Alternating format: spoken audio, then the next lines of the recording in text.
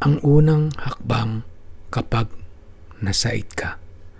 Sa episode 6, pinag-usapan natin kung ano ang nangyari sa isang OFW kapag nasait o naubusan na.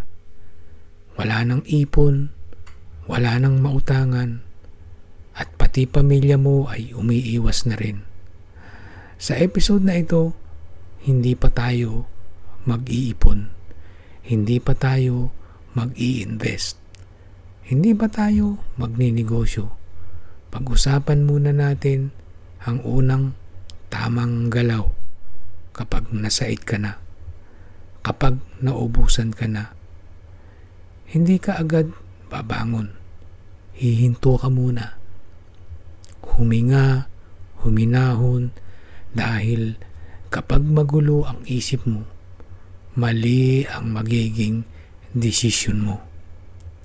Ang unang ginawa niya matapos maubos ang lahat, hindi siya sumugal. Hindi siya bumawi agad.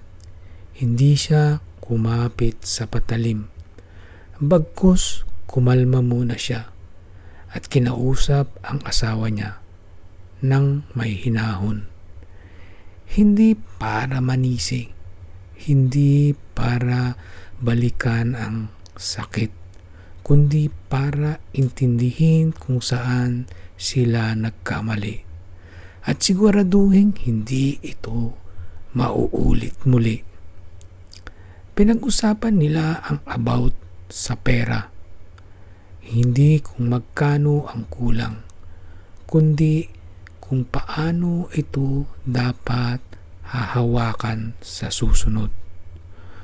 Pinag-usapan nila ang disiplina sa gastos, tamang pag-iipon, emergency fund, protection, at maliit na negosyong kayang sabayan ng trabaho. Nagkasundo sila sa isang bagay.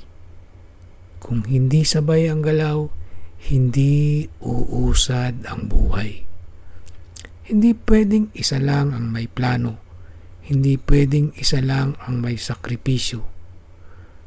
At nang dumating muli ang isang oportunidad na makapagtrabaho sa ibang bansa, iba na ang desisyon nila.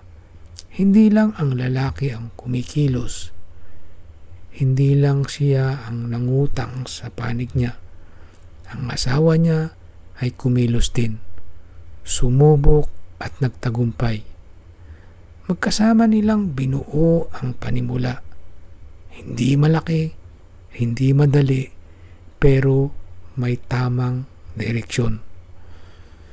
Nakaalis muli ang lalaking.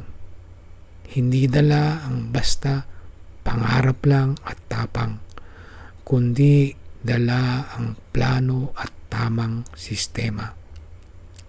Magkalayo man sila, magkasabay na ang galaw nila. Ngayon, may maliit na silang bahay. Hindi na nangungupahan. May maliit na ring online business na pareho nilang inaasikaso kahit na magkalayo. Hindi sila biglang yumaman. Pero hindi na sila basta-basta mauubusan. Ang pagbangon ay hindi dramatic. Walang himala. Walang shortcut. Pero sa katahimikan, sa disiplina, at sa tamang pagkakasundo, doon bumabalik ang tamang kontrol. Hindi ka nasira dahil nadapa ka. Nalito ka lang at pwede pang ayusin uli. Kung nasa ganitong yugto ka ng buhay, hindi mo kailangan ng lakas ng loob muna. Kailangan mo ang tamang galaw. Sa episode 8, pag-uusapan naman natin kung paano magsimula ang tamang sistema ng OFW. Simula sa pundasyon na hindi ka basta-basta mauubos muli. Muli, this is Money Talks TV.